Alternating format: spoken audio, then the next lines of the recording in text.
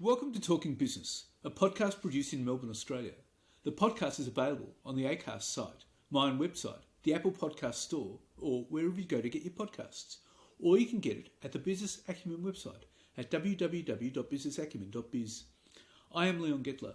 My job is to review and monitor the week's news in business, finance and economics. I bring it all to you every week. This is episode number 29 in our series for 2022, and today's date is Friday, August the 19th. First, I'll be talking to Red Leaf CEO Ian Schubach about how to build the post-pandemic workplace. And I'll be talking to Rabobank economist Michael Every about the economic slowdown in China and its implications for Australia. But now let's talk to Ian Schubach. Ian, tell us about what are the opportunities presented in the post-pandemic workplace? Well, yeah, I mean, there's a bit of a debate that's raging at the moment, isn't there? I don't know if you've been following the same news articles and podcasts that I have, but there's kind of debate about whether people should be working from home or whether they should be working remotely. That's, for me, that's not yet settled. And I think it probably depends on every organization's circumstance as to how they kind of deal with it. But for most of my clients anyway, it seems like they're settling on some kind of hybrid model. I think for me, the thing that sort of sticks out is the fact that senior management are presented, I think, with a once-in-a-lifetime opportunity, really, to reinvigorate their organization from a cultural perspective. I mean, there's a threat there, isn't there? If we create two different workforces, one that's working at home and one that's coming into the office regularly, that out of that two cultures bubble up, and it creates a bit of an us against them scenario. And I think that long-term is not healthy for organizations. So, what we're trying to drive at here is a one culture, a one team culture, regardless of how we settle on the hybrid workplace. So I think that's the opportunity. The opportunity is for executives in organizations to recognize that now is the time, that benefits of a 2.5-year hiatus where people have not been able to gather and meet in any meaningful way, that together with advances in technology have allowed for us to be able to connect hybrid workforces in ways that we've never done before. So that's the opportunity for me. Well, okay, but how you're obviously saying the firm needs to have a unified culture to Yes. have a one team culture. Yes. How do they develop a unified culture after 2.5 years of lockdowns and hybrid workplaces, all of that sort of stuff? Yes, I mean, for me, there are a couple of steps there. The first one, and this has been the truth before COVID and the pandemic, is that the first step is that the senior executives in the organization, so the top team, obviously need to define what the organization stands for, its mission, its purpose, a set of guiding principles, and ultimately the priorities of the business. So that's still as important as it was a couple of years ago. In fact, even more importantly. So that would be the first step, is the senior teams get on the same page. Once they've done that, then it's really about communicating with the rest of the organization what the executives themselves believe the purpose and the mission and the guiding principles should be. And when I say communicating, I'm a great admirer of an author called Patrick Lencioni. And one of his comments is that you should be over-communicating the clarity that senior executives are tasked with defining and then rolling out throughout the rest of the organization. So yeah, those would be two of the steps that I think contribute towards a unified culture. Well, you probably need to redefine the organization's purpose, wouldn't you? Yes, exactly right. I mean, and hence my belief that it's an opportunity. We've had 2.5 years of forced change and, in effect, a massive experiment. And the world may have changed for your organization, not necessarily every organization, but many organizations, the world has changed. And that presents senior executives with that opportunity to reshape the culture that they'd like to see and reshape the purpose and the mission they'd like to see in their organization. But they need to do that as a senior executive first, and then and then share that with the rest of the organization. And that's, of course, when you get the buy-in and the collective effort going forward. Well, you'd surely have to provide line managers with the means to connect the organizational priorities to the workplace, wouldn't you? Yes, absolutely. I mean, so the step that sort of runs after that clarity is, okay, so, in my view, it's a mistake to look too far ahead, particularly in this volatile world that we live in, increasingly volatile world that we live in. So, what are some of the short to medium term priorities? Because momentum is really important. So, what are some of the priorities that the organization sees in the next, call it 6 to 12 months? The things that need to get done or nothing else matters. What are those? And they are organizationally focused. So they're not focused on a particular department, but rather what we would call the must-win battles of the organization. Align those or align behind those, and then communicate what that means for every person in the organization. And that's part of that over-communicate clarity piece that I was speaking about earlier. So, I mean, you'd have to do stuff like search for heroes within the business and share stories of them, how they've risen to the challenge. Yeah, exactly. Leon, one of the things that I noticed is that too many organizations are looking for heroes outside of their business.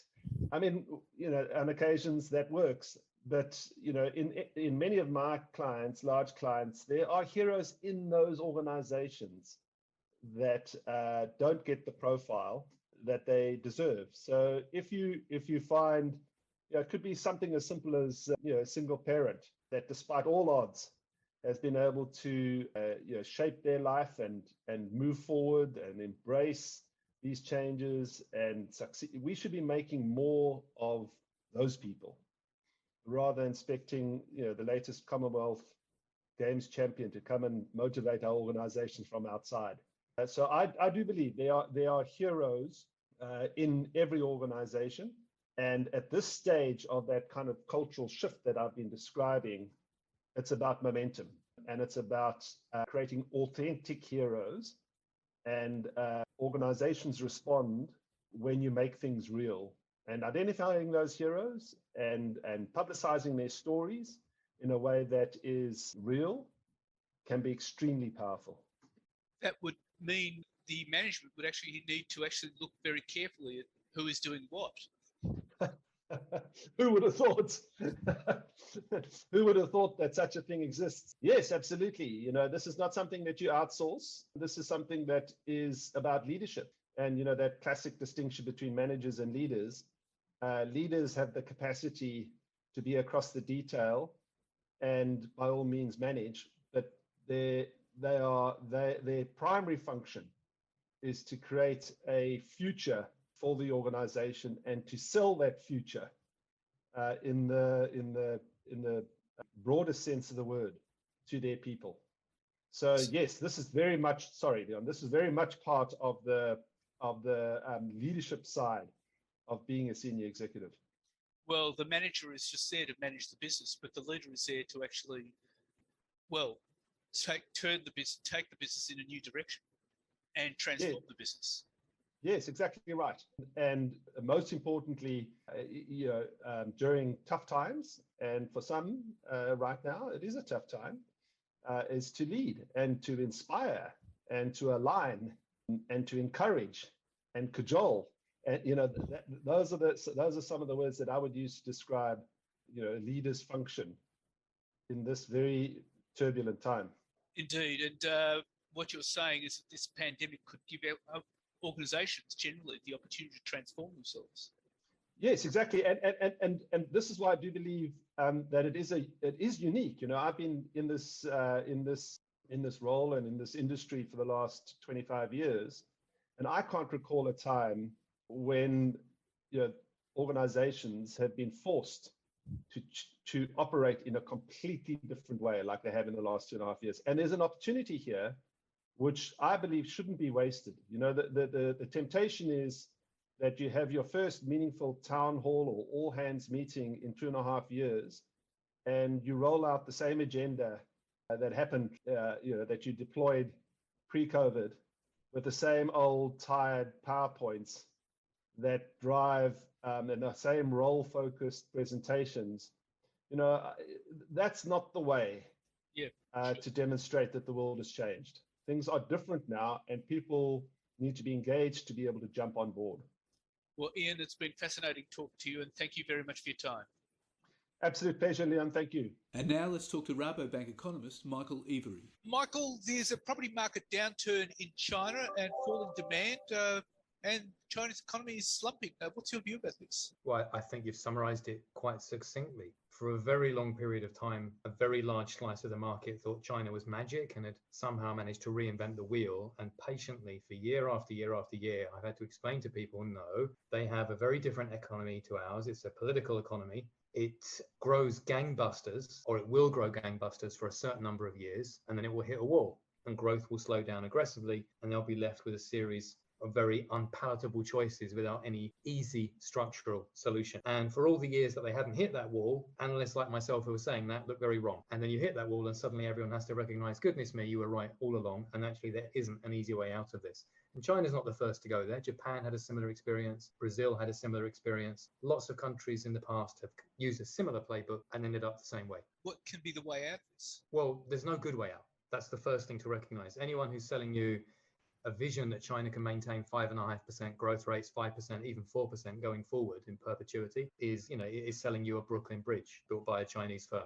They have very, very few options. They've got far too much debt. They've got far too much property debt. They've got far too much infrastructure. They've got far too much physical capacity. They make too many goods and keep selling to everybody because they can't absorb them locally. So your option's not good. You can default on all your debt and everything blows up, similar to the GFC or Thailand in 1997, and your currency collapses. They won't let that happen for obvious reasons. You can try and grind your way through it slowly with a gradual restructuring internally and try and export your way out at the same time. And you look like Japan after their bubble burst in 1991. And if you consider also the fact that demographically, China is going in a very similar direction to Japan, very high speed. So anyway, that looks very similar to Japan after 1991, except for the fact that China is so much larger than Japan and is not under the US defense umbrella. So effectively the US and the West would allow Japan to do that because they were in our club, quote unquote. The world isn't going to carry China if they do that. But that's the route that it looks like they're actually going down at the moment. Then you can just close yourself off from the rest of the world, like North Korea. They're too big and too integrated with the world. They can't do that, and they can't feed themselves,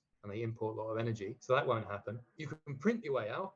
And of course, that doesn't work out very well for countries like Argentina or Brazil, but that's on the table too.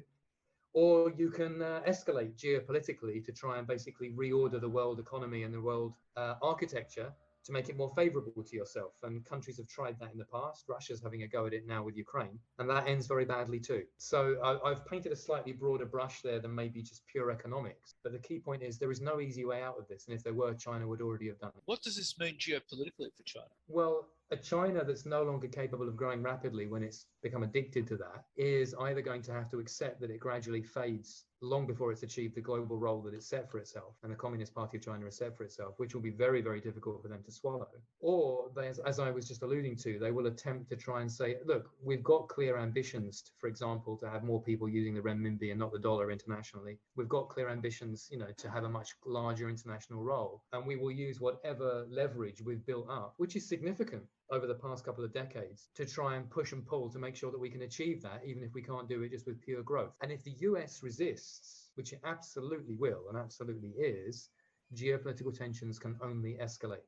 And the irony is, if China had continued to grow, those tensions would have escalated. And now that China cannot continue to grow, they will escalate, but for different reasons. I mean, Xi Jinping has already established himself as virtually a leader for life. What does this mean for him politically? Well, obviously, we have to wait and see what happens at the next party congress. We can't say anything concrete until that emerges. And even afterwards, we still can't say anything concrete immediately because there's very little transparency about policy direction or what will actually happen, versus what is said. But none of the fundamental problems that I've just been describing can be resolved easily, and they will take very, very bold decisive action. One path you could logically go down is to introduce much more opening up and reform. So much more capital inflows from abroad, much more market forces, etc., etc. That's incredibly unlikely to happen under the present leadership. We're going rapidly in a different direction. Common prosperity, which is a much more Marxism 2.0 kind of philosophy. That doesn't bode well again for geopolitical stability going forward, because it doesn't suggest Europe or America will be embracing China more closely and getting more and more integrated to help it deal with these problems. It alludes to the complete opposite, that there'll be more decoupling and more rivalry and more tension. So there are no easy solutions here, but obviously China would have to open up, surely. No, I strongly disagree. I think there's absolutely no sign of that happening, and enormously numerous and strong signs of the counter trend happening, that China is actually closing down more and more on multiple fronts. And I'm not a lone voice saying that. If you speak to China analysts who are, objective and neutral, they will tell you that right across the board, that's what the vast majority of them are seeing, that this is a China moving in the opposite to that direction. So you can see China closing down more? Yes, well, it is doing. There's a limit to how far it can close down, because it can't feed itself and it can't power itself, and it relies on exports to other countries for the moment, because it can't rebalance demand towards its own consumers, because it's almost impossible to shift from an economy where you've built too much property and too much infrastructure to one where you stop building that and suddenly have money in people's pockets to buy goods instead. That transition, after decades of going the wrong direction, means a biting recession, and understandably no economy would want to go through that. But right the way across the board, you can see signs on social media in terms of political actions, in terms of social trends, that it's becoming more nationalistic. And there is a smaller and smaller role being played by foreign firms, foreign experts, foreign institutions. So China is blazing its own path, and every country is entitled to do that. But it's not the happy, well, they'll open up to deal with this scenario that some people might try and sell you. But there is an issue here of there'll be rising unemployment, and people will be struggling more to get their money from banks and everything like that. And that will create a lot of tensions in China, won't it? Well, it is doing. I mean, even officially, and they don't publish these data the way that Australia does, youth unemployment in China is apparently running somewhere near 20%. That's a staggering figure, And there's no sign of that improving. There are widespread reports of educated graduates all struggling to get jobs because the economy is performing that poorly. And you have had unrest already. You have had and are seeing mortgage strikes where people are just not paying the mortgage on properties for second, third, fourth properties because they know they're not going to be worth what they pay for them when they're completed. What's the resolution to this? Well, I mean, China is leaning towards bailing companies out, which will end up on the central bank balance sheet. And by the way, Australia would do exactly the same, in the same position, and I imagine you probably will in the near future. And at the same time, it's talking about nationalising the industry in various different ways. There's even been a story floated on Bloomberg that they're considering appropriating land that hasn't been developed, that property developers have bought and haven't built on yet, and the central government basically saying that's ours now and giving them nothing for it. And if they do that, then they'll have to appropriate construction companies, and then they'll have to build low-cost public housing. But if you do that, socially, you solve your problem. It'd be very popular with poor people, but you'll destroy the savings of everybody who's relied on property for their pension, which again is a problem that Australia knows all about because you've made exactly the same mistake. So what future do you see for China now over the next 5 years? Well, it depends what path they want to go down. I was suggesting earlier that there are a number of different Asian country parallels that you can put forward. And I've been doing that for a long time. I've been saying, look, is it Thailand? Is it Japan? Is it North Korea? Is it a different iteration of Japan, which is even less pleasant, which we see being discussed in some circles today? Those are your only options. If you're not going to open up and suddenly reform and become a more pro-market economy, and I think we can rule that out, that's it. That's your fixed set of options. And voices that want to presume there's an effortless channel for Australian exports, there's an effortless way for the world economy to grow, and someone we can all lean on and rely on forever, don't want to hear the fact that story is done. It's over. Forget about it. And that's actually the final question. What will this mean for the Australian and global economies? Well, we're already seeing it. We're heading for a global recession. There are many reasons for that. China is part of it. It's not driving that by itself, but it's not helping any recovery. And for Australia to be relying on China now it makes as much sense as relying on the property market. It was nice while it lasted. Does anyone seriously think that's going to be something that will get you through another generation? Really? What you need to do is find something different. I don't know what it will be if it's not property in Australia, but I can see who it might be if it's not China for Australia. There are lots of other large economies that could certainly benefit from what you've been exporting to China going forward. Right, okay, but the issue is that Australia escaped the last few recessions that America went through, like the tech wreck and the global financial crisis, because of China. But we're not going to have that now. You're not? No. And I have to say the RBA released their statement on monetary policy this morning, and it was even by their standards, an absolute miasma of magical thinking, hocus pocus, voodoo, and gibberish. It really was. It's actually quite embarrassing to read that, and I'm quite embarrassed for other analysts who couldn't see that in their coverage of it and have to kind of pay lip service to it, that this is sensible and normal. I mean, they're talking about the fact that there's a narrow path to avoid recession, but growth will be strong this year and quite strong the year after that, and quite strong the year after that. And interest rates will only go up to 3%, and they may start coming down again. But inflation is going to be 7.75% this year, and then down to 4, and then down to 3, and doesn't get to 2 until 2025. And unemployment isn't going to go up very much, and nothing much is going to happen to housing, even as interest rates go up. Meanwhile, the Bank of England is calling for a really deep recession. The market's pricing for a deep recession in America, even if the Fed won't admit it. Europe won't admit it, but the market's again expecting a recession. The RBA just seems to think that effortlessly Australia will just stumble through crisis after crisis because something will turn up. She'll be right. They're wrong. They're almost certainly wrong. It's just a question of whether growth is much lower or inflation is much higher or both. And of course, they're not even talking about the property market because that's taboo. Michael, those are sobering thoughts, and thank you very much for your time. You're very welcome. By the way, I'd like to just add, I do remain a very big optimist on Australia in the long run. It's got an awful lot of good things going for it. But, there are always a few speed bumps. And there's nothing wrong with occasionally realizing that you can't rely on the same old strategy and having to, freshen up your toolkit. Nothing wrong with that at all. Thank you very much, Michael. Thank you. You're welcome. What's happening in the news? Well, in worrying news for Australia, China's economic slowdown deepened in July due to a worsening property slump and continuing coronavirus lockdowns, with an unexpected cut in interest rates unlikely to turn things around while those twin drags remain. Retail sales, industrial output and investment all slowed amidst economist estimates in July. The surveyed jobless rate for those aged 16 to 24 climbed to 19.9%, a record high and headache for the Communist Party as it gears up for a major congress in coming months that's expected to give President Xi Jinping a precedent-defying third term in power. The data suggests a crisis of confidence among Chinese businesses and households, adding another threat to the world economy as global demand for everything from Apple iPhones to luxury goods takes a knock. At the same time, a worsening property slump is being felt at home and abroad as commodity prices such as iron ore and copper plummet. China's bonds surge and the offshore yuan weakened as investors absorbed the disappointing data prints and surprise rate cut. China's leadership has ruled out large-scale stimulus and vowed to continue with its stringent COVID-zero policy, requiring authorities to shut down businesses and lock down the population when major outbreaks occur, as is the case now in the resort island of Hainan. That's dimming the growth outlook for the rest of the year, which economists are downgrading further below 4%. An oil giant, Saudi Aramco, made an astonishing $700 million profit in every single day, the biggest quarterly profit of any publicly listed company in history. The Saudi Arabian Petroleum and Gas Company reported an eye-watering $68 billion, that's US $48.4 billion, of profit in the second quarter of 2022. Its earnings were boosted by surging demand as COVID-19 restrictions were dropped around the world and pushed even higher by Russia's invasion of Ukraine. Net income leapt 90% year on year for the world's biggest oil producer, which clocked its second straight quarterly record after announcing $55.46 billion, that's US $39.5 billion, for the first quarter. Aramco's second quarter windfall was the biggest quarterly adjusted profit of any listed company worldwide, according to Bloomberg. The state-owned Saudi firm heads a list of oil majors raking in massive sums after ExxonMobil, Chevron, Shell, Total Energy and Eni also revealed multi-billion-dollar profits in the second quarter. And the world's biggest fund manager, BlackRock, has selected Australia for the rollout of its largest investment in grid-scale batteries that will be crucial to driving the shift from coal to clean energy.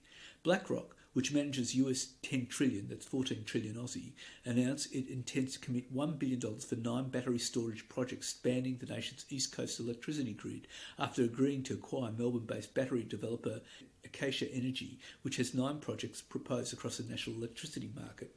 The commitment marks the American behemoth's first investment in deploying battery storage projects in the Asia-Pacific region and its most significant investment in batteries globally.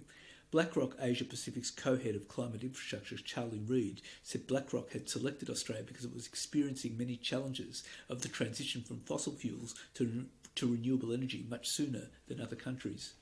And a weekly gauge of consumer confidence put together by ANZ and market research company Roy Morgan increased 4.9% last week, but remains in negative territory. The sentiment index registered 84.2 points for this week, well below its long-term average of 112.2 points based on data stretching back 3 decades. And Australian workers have suffered another large but real pay cut, with the latest official data showing wages growth fell further behind the surging cost of living in the year to June. The latest Australian Bureau of Statistics Wage Price Index shows baseline pay packets rose 2.6% over the year to June, after a 0.7% rise in the quarter. This means real wages slumped 3.5% over the year to June amid inflation of 6.1%. And Nine has denied that its chairman, Peter Costello, acted as an undisclosed Crown lobbyist, working personally for James Packer as he attempted to get closer to the Victorian Gaming Minister. The billionaire businessman James Packer claimed that he paid Costello $300,000 in 2011 to try and lobby his friend and former staffer, Michael O'Brien, the then Victorian Gaming Minister.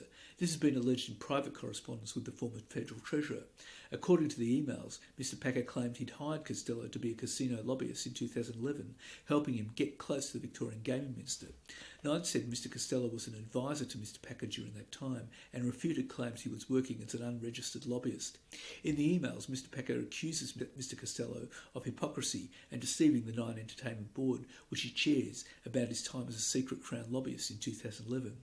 Your job was to get me closer to the then Gaming Minister Michael O'Brien, Mr Packer wrote to Mr Costello in July, adding he paid the Future Fund chairman $300,000 to lobby for me for Crown.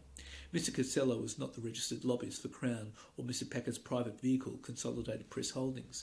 The gaming group was represented by Strategic Advice Australia, a firm owned and operated by former Labor National Secretary Carl Bitar. Mr Costello, who joined the Nine board in 2013, was briefly listed as the owner of a registered lobbying firm, ECG Advisory Solutions, that year. Mr O'Brien, who worked for Mr Costello for several years from 1999, when the latter was Federal Treasurer, said he had met and was lobbied by a number of Crown executives. And KPMG has exited 11 people from the firm for misconduct, including bullying, sexual harassment and policy breaches during the past year. The number of complaints more than doubled to 88 after a concerted internal campaign to encourage staff to speak up about unethical behaviour at the firm. The firm expects the number of complaints to continue to rise amid the push to instill a culture where partners and staff members are unafraid to report wrongdoing. More than one-third of the 88 complaints, or about 32, related to policy breaches, while another 27%, or 24, were bullying allegations. 9 complaints were about sexual harassment, with 7 substantiated, leading to 1 individual leaving the firm. This is up from 3 reports of sexual harassment in 2021.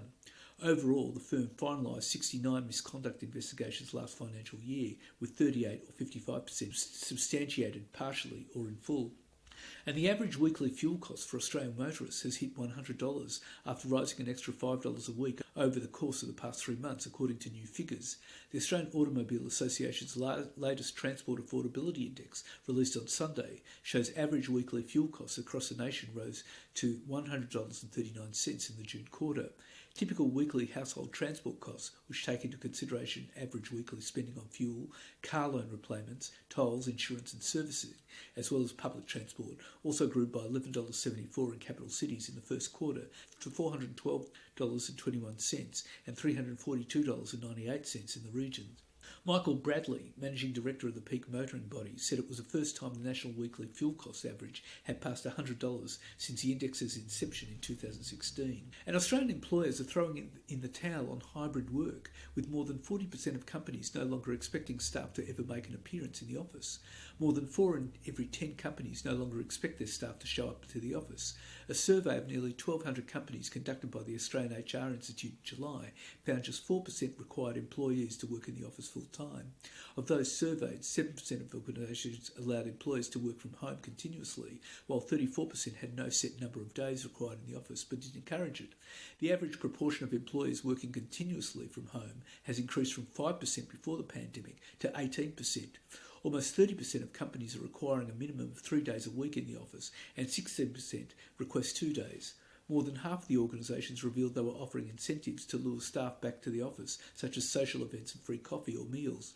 Those surveyed reported that before the pandemic, on average 23% of employees worked from home at least 1 day a week. Now it's 58%. More than half of the human resources professionals surveyed expected that working from home or remote working arrangements would remain the same over the next 2 years, while 25% predicted that the rate of working from home and remote working would increase. And BHP has issued an apology to staff subjected to sexual harassment after revealing it had received substantiated reports of more than 100 cases in the past year. Of 103 substantiated cases in the 2021 financial year, BHP said 37 had involved non-consensual kissing or touching of a sexual nature.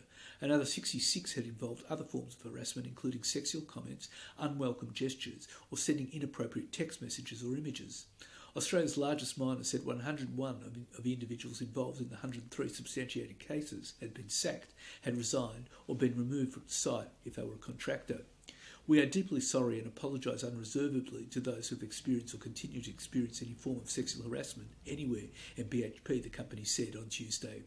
BHP said it had been conducting assessments to identify risk and prevent sexual harassment, including through leadership and training, enhanced security at accommodation sites, confidential reporting processes and disciplinary actions. Similar issues have been reported at resources giant Rio Tinto. And the profit reporting season continues. BHP booked a US $30.9 billion net profit for the financial year, up 173% from last year. Santos has reported free cash flow of US $1.7 billion for the period and underlying profit of US $1.3 billion, up 300% on the prior corresponding period. Corporate travel swung to a $3.1 million net profit in the year ended June 30 from the year earlier loss of $55.35 million. Dexus full year 2022 net profit rose 42% to $1.62 billion and adjusted funds from operations were 53.2 cents, up 2.7%. Fund manager Magellan has reported 23% fall in revenue to $553.53 million, while adjusted net profit after tax fell by 3% to $399.73 million. Blood products giant CSL had a 5% fall in profit to US $2.3 billion, that's 3.3 billion Aussie. Pact's net profit fell 25% to $70 million in the year to June 30. E-commerce player Redbubble has reported net profit loss of $24.6 million in the year to 30th of June, down 56% from a profit of $31.2 million in FY21. Software platform Whisper has doubled its net loss to $19.4 million on sales up 48% to $70.6 million FY 2022. Shopping mall landlord Vicinity Centres has swung to a $1.2 billion profit, increasing 571% from a loss of $258 million in FY21. Domain has reported net profit after tax of $55.3 million for the 2022 financial year, up 46% on the prior year. Downer delivered a 17% drop in net profit to $152 million. Acquisitive software business ReadyTech has posted a net profit of $8.8 million on sales up 56.5% to $78.3 million. Brambles delivered US $571.7 million in after-tax profit on a statutory basis, up 7% on the previous year, while underlying profit increased 6% to US $930 million. Bapcor has reported record statutory profit after tax of $125.8 million for the year ended 30th of June, up 5.9% on the previous year. Seven West Media reported underlying net profit after tax excluding significant items of $200.8 million for the year ended June 25, an increase of 60% on the previous year. SCA Property Group reported funds from operations of 17.4 cents, or growth of 17.9%, and adjusted funds from operations of 15.3 cents, or growth of 21.3%. Super Retail Group, which owns Rebel, Supercheap Auto, BCF and Macpac brands, said its net profit fell 19.9% to $241.2 million in the 53 weeks ended July 2, compared with the consensus forecast of $224.4 million. Sims has reported sales revenue of $9.26 billion for the 2022 financial year, up 56.6% on the prior corresponding period, while statutory EBIT increased 146.4% to $773.6 million. Temple & Webster's FY 2022 profit lost 14.2% to $12 million, while sales climbed 30.6% to $426.3 million on an EBITDA margin of 3.8%. Buy Now Pay Later business Sezzle's net loss widened to US $43.1 million, that's 61.2 million Aussie for the full year. Growth Point Properties Australia has announced a 17% decline in statutory profits after tax of $459.2 million. Challenger Financial reported a 57% drop in net profits after tax to $253.7 million in the 2022 financial year. James Hardie cut its full-year profit forecast for the 12 months ending March 31 to between US $730 million, that's 1.04 billion Aussie, to US $780 million from a previous band of US $740 million to US $820 million. Real estate investment trust Goodman Group grew operating profits by 25.3% to $1.5 billion in the 2022 financial year, while revenues jumped by more than a third to $5.2 billion. SG Fleet net profit rose 39% to $60.7 million. Abacus Property Group grew funds from operations by 18% to $160.9 million in the 2022 financial year. SEEK reported a 130% surge in full-year net profit from continuing operations to $240.8 million. BlueScope's overall net profit more than doubled to $2.81 billion in the year ended June 30. Underlying profits before interest and tax total $3.79 billion, a full-year record. It was the highest profit since BlueScope was split off from BHP in 2002 and had its own ASX listing. Temple & Webster net profit fell 14.2% to $11.97 million, hurt by its initial investment of $1.7 million to its new home improvement site, The Build. Car Sales has reported net profit after tax of $161 million for the year ended June 30, up 23% on the prior corresponding year. Charter Hall Social Infrastructure, REIT, CQE, has reported a statutory profit of $358.5 million for the year ended June 30, up $184.4 million on the prior corresponding period. Beach Energy's total revenues increased 13% to $1.8 billion in FY 2022, whilst underlying earnings lifted 17% to $1.1 billion.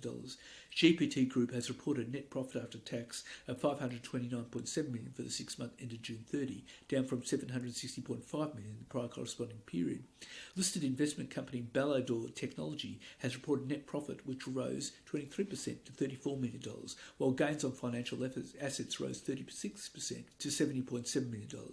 GUD Holdings reported statutory net profit after tax of $27.3 million, down 55.2% on the prior year. Bendigo and Adelaide Bank has reported a 9.4% increase in full-year cash profit to $500.4 million. Argo reported record full-year profit of $312.9 million, up 79.9% year on year. And that's it for this week. And next week I'll be talking to Frank Meehan, the Managing Director of Fiscal Note, the leading technology provider of global policy and market intelligence, next-generation carbon and ESG management software solutions. And I'll be talking to Indeed economist Callum Pickering about the latest unemployment and wages figures. In the meantime, you catch me on Facebook, Twitter, Instagram, LinkedIn and YouTube. And if you want, leave a comment. Wishing you all a safe and healthy